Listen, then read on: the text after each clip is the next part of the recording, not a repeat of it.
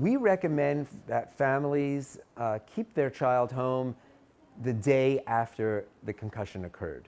So if it occurred on a Wednesday, then that Thursday, stay home.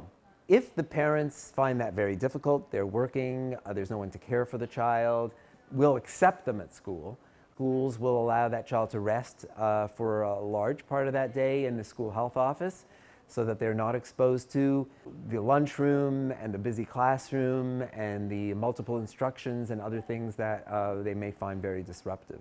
When the child does start their first day back at school, it may be worthwhile to plan on that first day back at school as being a half day. Make sure the nurse knows to keep an eye on them.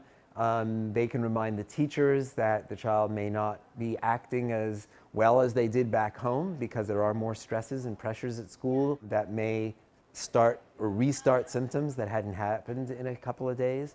So a close watch for that first day back or that first half day back. Returning to learn should occur, if not the second day after the concussion, at least soon after that.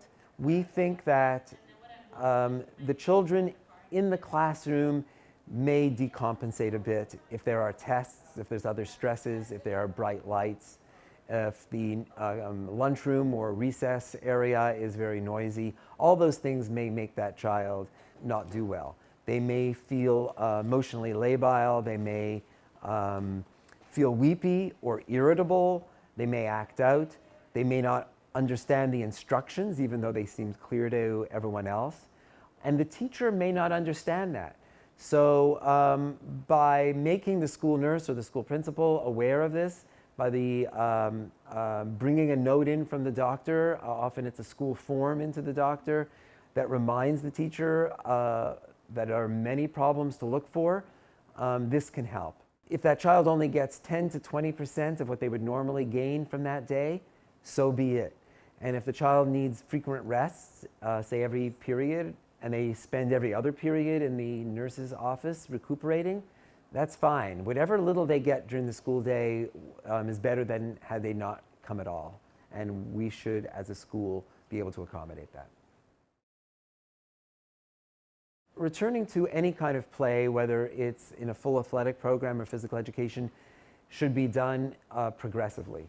If the child is still having a lot of problems even with just walking between classes or focusing at all in class, we don't recommend that they begin the progression to any further activity. If walking between classes has been fine and they seem to be tolerating most of what's going on in the classroom during the day, then we recommend that they follow the return to play protocol, which is a day-by-day increase in the amount of exertion that they do. And that, again, that could be physical education, could be recess, or it could be an athletic program.